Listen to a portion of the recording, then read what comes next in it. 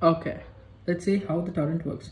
Generally, in the client-server architecture, there will be a client and there will be a server. So whenever the client sends a request to a server, the server accepts the request and sends a response back to the client.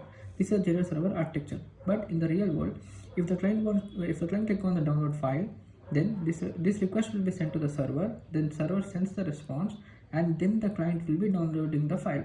As you can see in the Chrome tabs at the bottom of the window, that is a response from the server that is being generated. But now we'll see how torrent works. So in the torrent architecture, there will be no server and there will be many different kinds of clients. And here each client is called as a seeder who provides the file, that is nothing but the source, and the person who downloads the file is called as a leacher. That means the client who wants to download the file. Now, yeah, as we know, the internet is a distributed network and each system is connected to other systems individually. So basically each seeder is connected to different kind of seeders.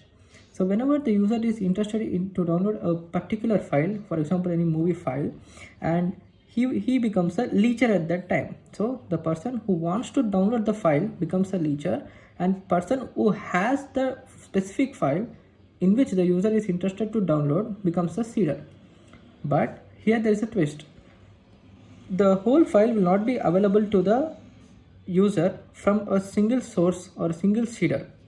The whole file will become into millions of pieces, and these millions of pieces will be stored in several different number of clients.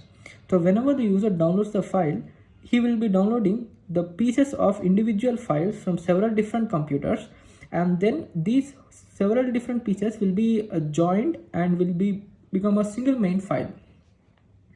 So that's why we can see in the torrents there will be more number of seeders and and less number of leechers. That means that the specific file in which the user interested is available in those number of systems. For example, if there is a 234 systems, in 234 systems the pieces of the individual files is distributed among the 234 systems.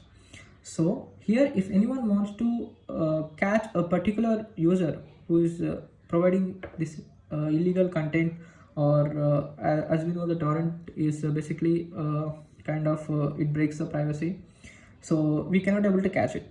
Why? Because the pieces, the file will be broken into different kinds of pieces, right?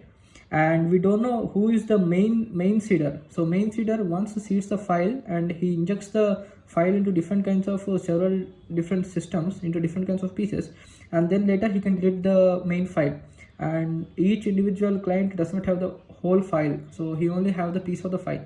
And even though if the government or any federal state want to catch that a single kind of person who is spreading this illegal content, we cannot able to catch it, because we don't know whether the particular user is the main user or not. And this is a small note I want to share with you. After downloading the file, you can see something called as seeding, right?